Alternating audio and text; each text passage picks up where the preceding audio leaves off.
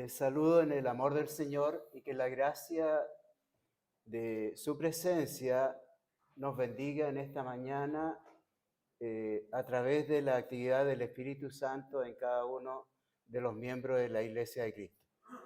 También deseamos esta bendición para las personas que también no conocen al Señor como su Salvador y que esta pueda ser también la oportunidad de escuchar el mensaje de Dios para sus vidas. Vamos a abrir nuestras Biblias en la primera epístola de San Pedro, capítulo 2, perdón.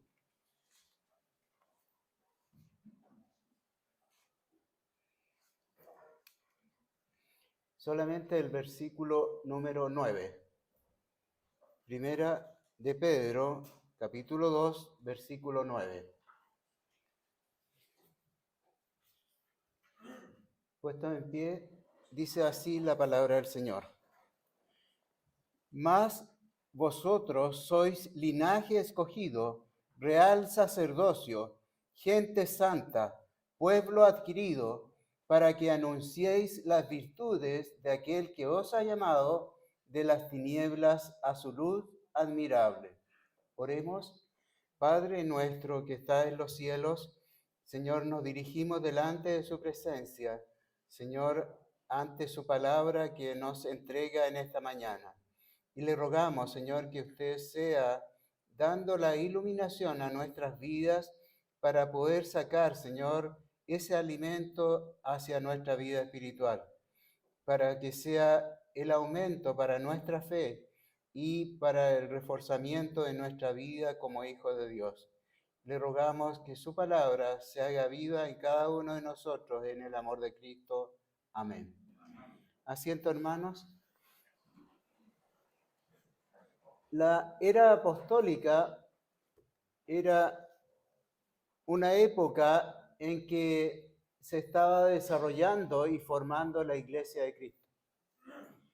Y en esta historia del comienzo de la Iglesia, a la cual pertenecemos todos por gracia y misericordia de Dios, tuvo bastantes eventos que marcaron y le dieron una característica especial a este cuerpo espiritual llamada la Iglesia de Cristo.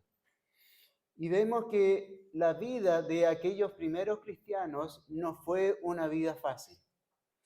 Hubieron persecuciones, hubieron también muchas cosas por las cuales ellos tuvieron que luchar.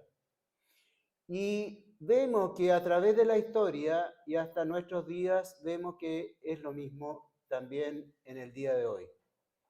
el ser declarado un cristiano en esta sociedad no es fácil, porque tenemos que luchar contra la corriente que impone nuestra sociedad, con sus valores totalmente distintos a los valores y principios bíblicos. Y es así como muchas personas tienen el conflicto, tienen esa misma dificultad de demostrarle a su familia, a sus amigos, a las personas con quienes se relacionan, que ahora son hijos de Dios. Es porque el mundo no nos entiende, porque estamos en contra de aquellos valores que promueve hoy día la sociedad y cómo lo ha sido a través de todo el tiempo en la cual se ha desarrollado la Iglesia de Cristo. En el año 64, en julio del año 64, incendio en Roma.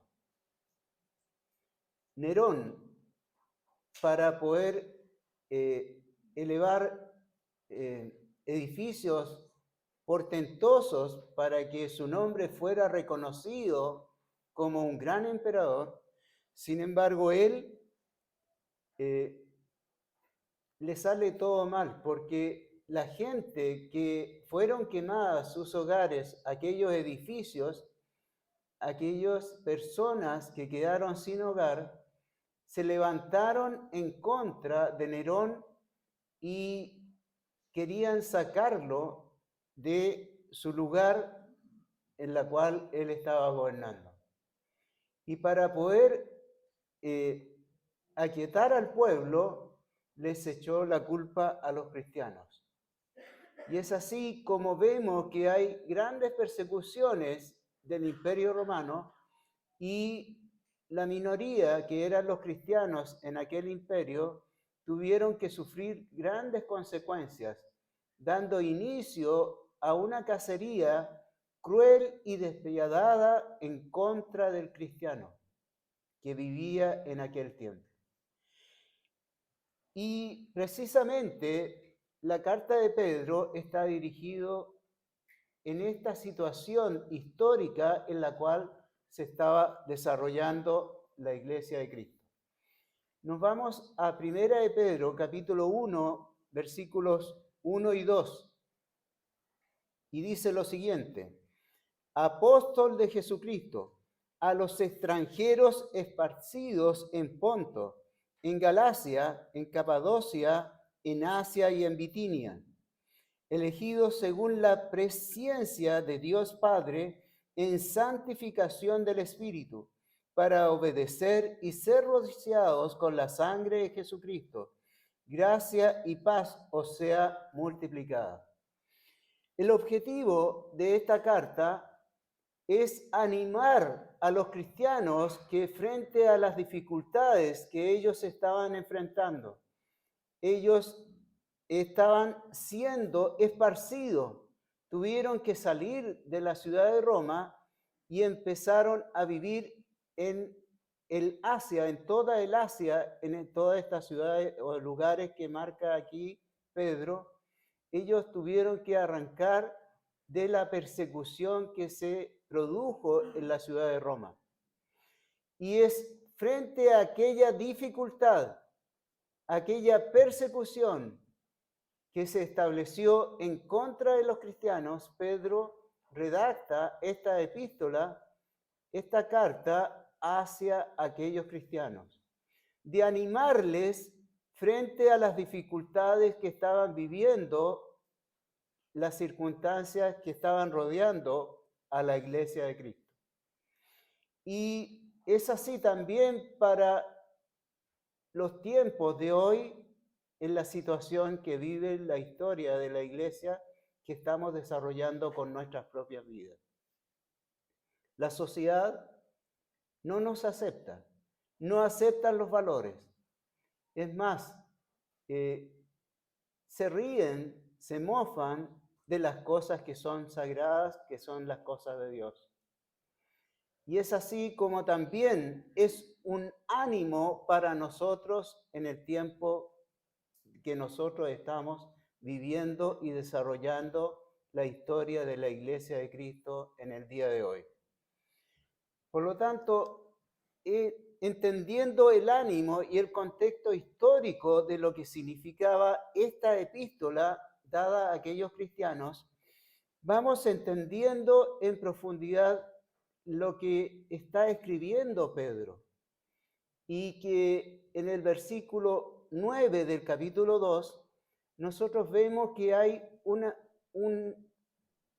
versículo muy importante, que es algo que es una idea que remarca Pedro con respecto a la iglesia formada y establecida bajo los gentiles.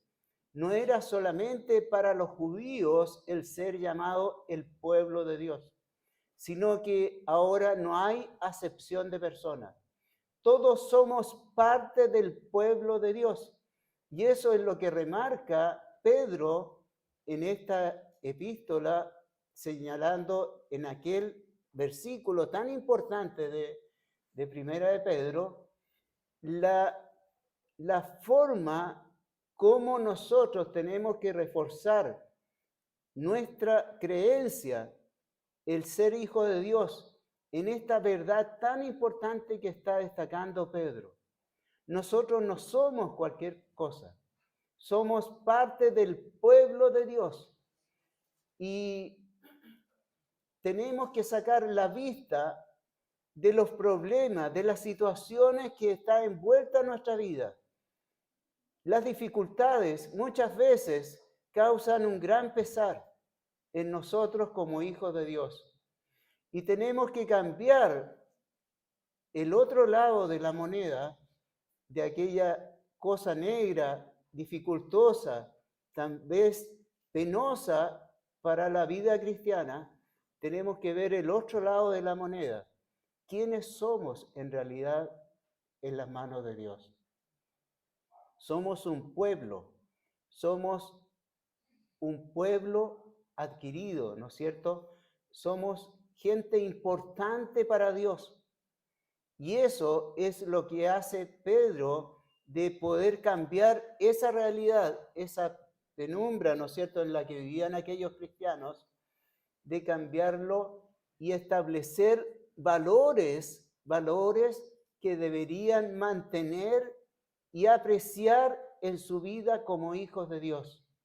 Nosotros somos pueblo de Dios y eso es lo que va a destacar Pedro en esta epístola. La vida cristiana, en primer lugar, nunca ha estado exenta de problemas, de dificultades. Y Pedro destaca en el capítulo 1 que frente a aquellas dificultades, el cristiano tiene que vivir en esperanza, una esperanza viva. No es una creencia basada simplemente en percepciones o en emociones, sino que en la certeza de las promesas de Dios, en valores establecidos por la misma deidad en favor de su pueblo, aquellos que son sus hijos. Todos los cristianos tenemos esperanza, pero es una esperanza viva, cierta y verdadera, porque Dios es el que ha establecido esa esperanza en todos nosotros. No estamos viviendo al azar o el infortunio en este mundo, sino que estamos siendo preservados aún dentro de las dificultades. Dios está con nosotros. Pedro le pidió a aquellas personas que iban a leer esta carta que cambiaran de perspectiva, de visión, y que tuvieran ahora en vista de que ellos son parte del pueblo de Dios, que ahora le pertenecen a Él. Y cuando estamos en Dios hay seguridad, hay, ¿no es cierto?, verdad frente a lo que somos como personas, como seres humanos. Y la vida cristiana es eso, una vida con sentido, una vida con propósito, una vida con esperanza, Nosotros tenemos una herencia que es incorruptible. Hay un lugar preparado para todos nosotros donde viviremos por la eternidad en la misma presencia de Dios. Y esa certeza nos hace alejar de nuestra mente, de nuestro corazón, de las cosas que vemos en nuestra sociedad en el tiempo de hoy. ¿Qué vemos a nuestro alrededor? Solamente desesperanza, solamente violencia, porque la gente no tiene ninguna seguridad a qué aferrarse. Y reclaman derechos y nunca los van a encontrar, porque el único que puede asegurar la vida de las personas es la presencia de Dios en nuestros corazones, en toda nuestra alma. Y es ahí donde hay seguridad. Los hijos de Dios tenemos que cambiar de perspectiva de cómo apreciamos la vida en la cual estamos viviendo. Pedro les dice a estos cristianos que dejen, ¿no es cierto?, esa mirada pesimista frente a las circunstancias que ellos estaban viviendo. Muchos de ellos no pudieron escapar y fueron muertos. Fueron muertos por ser cristianos. ¿Cuántas vidas sacrificadas por el hecho de haber aceptado a Jesucristo como nuestro Salvador? ¿Cuál es la realidad que vivimos cada uno de nosotros en el tiempo de hoy? Ser cristiano no es fácil. Tenemos que levantar un testimonio. Tenemos que establecer y muchas veces ir en contra de la corriente de este mundo. Y el mundo no nos entiende.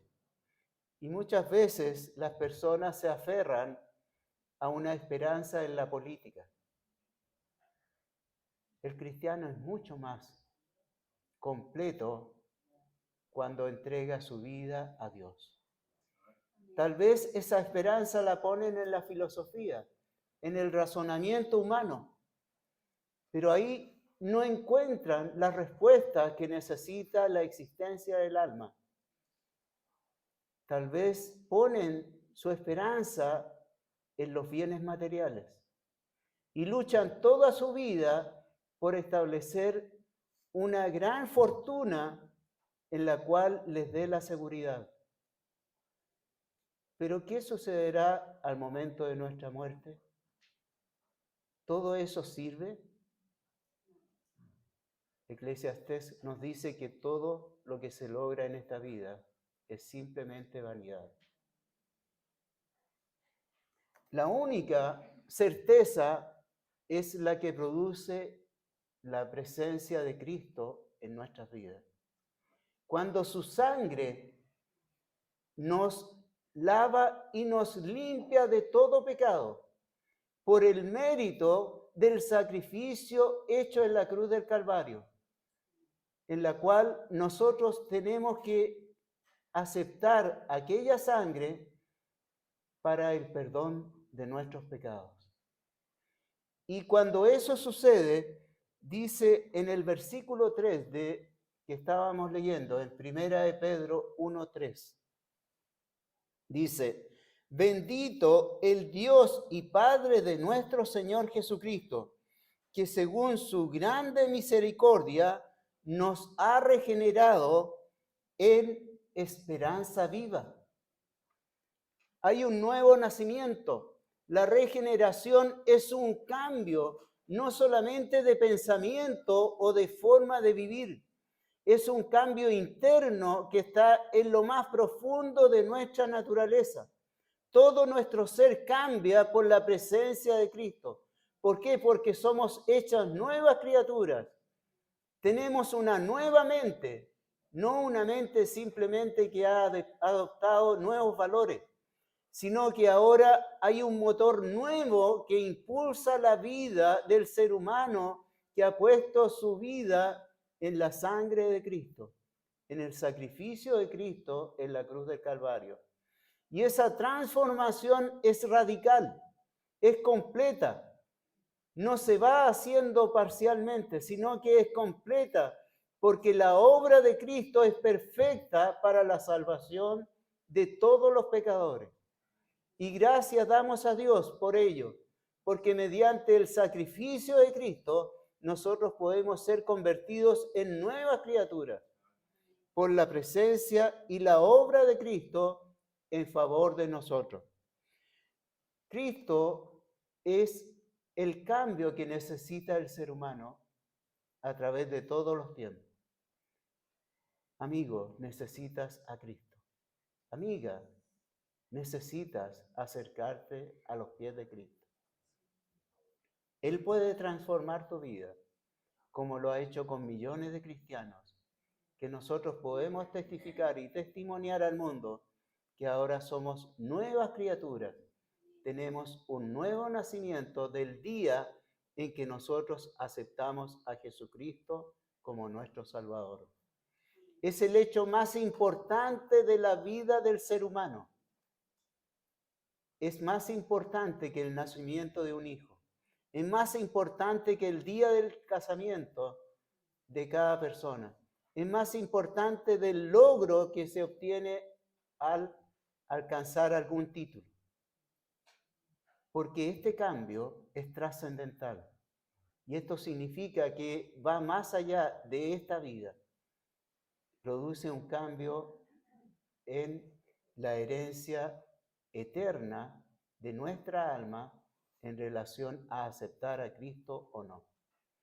Si no aceptamos a Jesucristo, el plan de salvación, seguiremos en la condenación que está establecido para todos los hombres.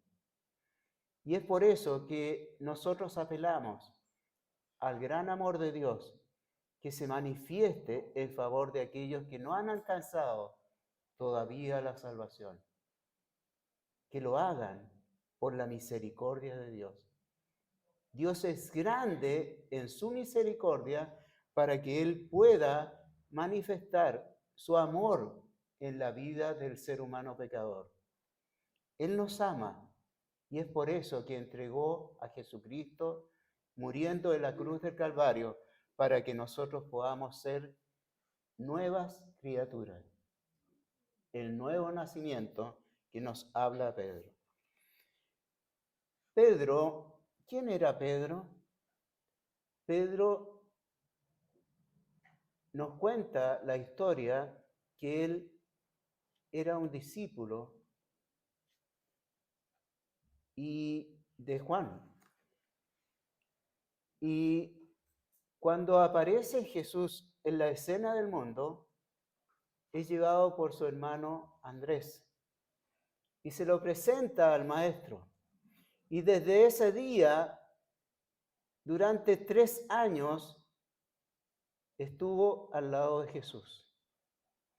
Y en su carácter vemos que Pedro era una persona muy temperamental, era impulsiva y muchas veces esa forma impetuosa que tenía de actuar frente a las circunstancias llegó muchas veces hasta ser imprudente. Lo vemos, por ejemplo, cuando está en la barca ahí con los discípulos y aparece Jesús caminando sobre el agua. Y él impetuosamente quiere hacer lo mismo, ir caminando hacia Jesús, caminando sobre el agua. Y él no pensó y empezó a caminar, dice la Biblia, sobre el agua. Y empezó a bajar su vista y finalmente empezó a clamar porque se estaba hundiendo en aquella agua. Y tuvo que clamar a Jesús y Jesús sacarlo para que no se ahogara. También lo vemos actuando cuando sucede el hecho formidable de la transfiguración de Jesús y él quiso hacer enramadas para poder, ¿no es cierto?, acoger a estos personajes que estaban al lado de Jesús, que eran Moisés y Elías. Y también nosotros vemos cómo él sacó la espada y le cortó la oreja a una persona cuando estaban prendiendo a Jesús, tomándolo preso. Y cómo Jesús nuevamente regañó con Pedro de la actitud de que el reino de Dios no tenía que ser tomado por espada. Vemos en muchas cosas, ¿no es cierto?, que Pedro era una persona impetuosa, que actuaba, pero no bajo la persona madura de una persona que reflexiona las cosas que dice. Y lo vemos que él, con toda su personalidad que él tenía, él dice que no dejará al Señor, que él lo seguirá donde esté. Y sin embargo lo vemos negando a los días después, negando a Jesús. 3 veces, tal como Jesús se lo dijo. Pedro también desarrolló una vida como judío, celoso de las costumbres y de todo lo que significaba la vida para un judío. Él estaba orgulloso de guardar la ley.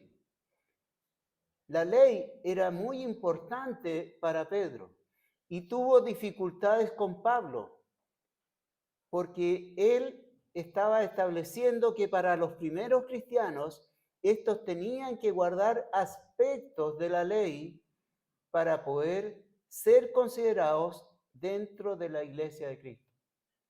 El ser circuncidados y muchas cosas que practicaban los judíos en su vida religiosa, Pedro las hizo introducir en la vida cristiana. Y es así como se enfrenta a Pablo en el primer concilio ahí en la ciudad de Jerusalén, y donde se establece que los rituales judíos no son necesarios para los gentiles que integran desde ese momento la iglesia de Cristo. Pero después de ese concilio vemos que estando en Antioquía, nuevamente tiene el mismo problema Pedro. Llegan algunos judaizantes a este lugar y Pedro se aparta, dejando que ellos actúen libremente de introducir rituales que son para la vida judía en la iglesia de Cristo. Y Pablo nuevamente lo reprende por su falta de hombría, ¿no es cierto?, de no enfrentar a aquellos judaizantes. Y esto, con este antecedente histórico, y además por la forma de ser de el escritor de esta epístola, vamos a entender con mayor profundidad lo que él va a escribir. Primero, ¿por qué Dios formó a Israel como el pueblo elegido de Dios? Eso era el valor que le estaba dando Pedro a los judíos. Deuteronomio 7, versículos 6 al 9, dice lo siguiente: porque tú eres pueblo santo a Jehová tu Dios. Jehová tu Dios te ha escogido para hacerle un pueblo especial, más que todos los pueblos que están sobre la haz de la tierra. No por vosotros, mas por todos los pueblos os he querido Jehová, y os ha escogido, porque vosotros erais los más pocos de todos los pueblos, sino porque Jehová os amó y quiso guardar el juramento que juró a vuestros padres. Y os ha sacado Jehová con mano fuerte, y os ha rescatado de casa de siervos, de la mano de Faraón, rey de Egipto. Conoce pues que Jehová tu Dios es Dios, Dios fiel, que guarda el pacto y la misericordia a los que le aman y guardan sus mandamientos hasta las 1000 generaciones. Israel, desde su formación, fue destinado para ser un pueblo de profetas, de sacerdotes, de misioneros enviados al mundo para que el mundo vea que Dios en ellos, en su vida como nación. Que ellos fueran los misioneros que proclamaran el mensaje de Dios hacia todas las naciones. Y de hecho, así se cumplió en las Escrituras. Porque mediante el nacimiento de un judío llamado Jesús, fue bendito toda la humanidad a través del mensaje que estaba contenido en lo que está escrito en Deuteronomio. Que serían benditos todas las naciones, todos los pueblos, todas las personas, a través de esta elección que hizo Dios de parte de Israel. Y eso tiene su cumplimiento en la vida de Jesús. Jesús es el judío muerto en la cruz del Calvario para ser una gran bendición para todas las personas. Después vemos en Romanos capítulo 9 que Pablo establece la diferencia entre Israel y la iglesia a través de una alegoría de dos hermanos que nacen siendo nacimiento ahí de Jacob y Esaú. Y dice Pablo que Dios amó a Jacob. ¿Y quién era Jacob? El que nació después de Esaú. La bendición normalmente era del primer hijo que nacía. Y sin embargo, Pablo dice que Dios desechó a Esaú y amó a Jacob. Y esta alegoría es con respecto a Israel y la iglesia. En el fondo, lo que está diciendo Pablo, Dios amó a la iglesia y desechó a Israel. Eso es la alegoría descrita por Pablo en Romanos capítulo 9. Muchas veces mal usada para defender la elección incondicional, la doctrina de la elección. Y simplemente se está refiriendo a la diferencia entre Israel y la iglesia. Hoy día, el pueblo de Dios es la iglesia. Pero Dios no ha desechado por siempre a Israel. Israel siempre será amado por Dios. Y lo vemos que Él se acuerda de ello y los reúne en el final de los tiempos. Hoy día, en el mundo, el pueblo de Dios es la iglesia de Cristo. Y eso es lo que está destacando ahora Pedro en su enseñanza a través de lo que dice Primera de Pedro, capítulo 2, versículo 9. Dice lo siguiente: mas vosotros sois linaje escogido, real sacerdocio, gente santa, pueblo adquirido, para que anunciéis las virtudes de aquel que os ha llamado de las tinieblas a su luz admirable. Ahora sabemos en la actualidad que el pueblo de Dios es la iglesia de Cristo. Es el pueblo de Dios. Y él Pedro está aplicando las mismas expresiones que Dios le había dado a Israel como el pueblo escogido, él está dando las mismas características ahora al nuevo cuerpo formado llamado la iglesia de Cristo. Y le está diciendo las mismas palabras que están en Deuteronomio. Las mismas palabras, por ejemplo, que están en Isaías 43, versículo 20, donde habla de un pueblo escogido. Está usando las mismas expresiones. Pedro, conociendo el trasfondo del Antiguo Testamento, le está dando las mismas características y las mismas expresiones ahora a los que pertenecen a la iglesia de Cristo. Y es un cambio radical. Recordemos su historia con respecto a los judaizantes. Es un cambio de madurez, de entender finalmente en cabalidad lo que significa la obra de Cristo en las personas, especialmente en la vida de los gentiles. Linaje escogido. El linaje. Vemos que murió una reina y se ha dado toda su linaje hacia atrás de todo el historial de aquella reina. ¿Cuál es el linaje de ustedes como familia, como personas? Bendito, ¿no es cierto? Si tienen realeza, si tienen nobleza, pero lo más probable es que sea todo lo contrario. Porque la naturaleza humana, ¿no es cierto?, está presente en todos los linajes que hay en la raza humana. Y ese linaje escogido era un orgullo para los judíos. Y ahora Pedro se lo está diciendo al pueblo llamado la Iglesia de Cristo.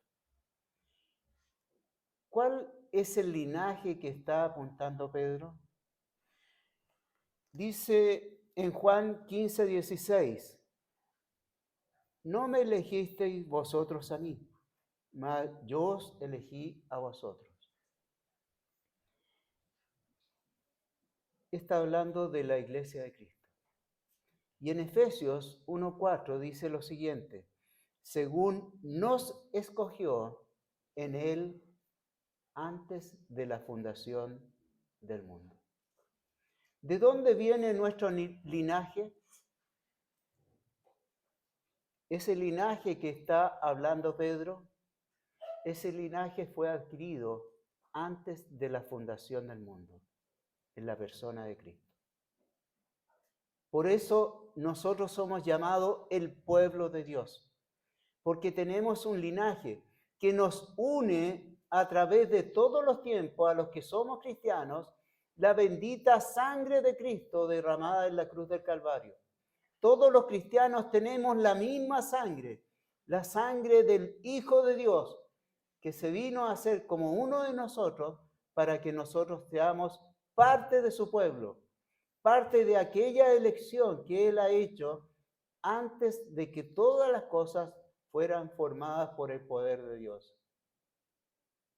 Es un linaje que no es de unos par de cientos de años o de miles de años, es de antes de la eternidad, de que fueran formadas todas las cosas. Linaje, eso es lo que somos cuando Pedro está hablando del linaje escogido. Una elección por amor, por misericordia hacia nuestras vidas de parte de Dios en la persona de Jesucristo. Después dice real sacerdocio. Real sacerdocio. Somos un real sacerdocio. ¿Y por qué? Porque tenemos la responsabilidad de anunciar el mensaje de Dios. Y somos sacerdotes porque estamos entregando lo que Dios demanda de nosotros en nuestras vidas en sacrificio para poder extender el mensaje del reino de Dios en todo el mundo. Y de esa manera alcanzar con la bendición de Dios a toda persona sin discriminación y en entera voluntad de Dios el Padre. Nosotros muchas veces actuamos como sacerdotes. ¿Y cuál era el papel del sacerdote? Él tenía que establecer una serie de rituales, matando y sacrificando animales para alcanzar la limpieza y el perdón de los pecados.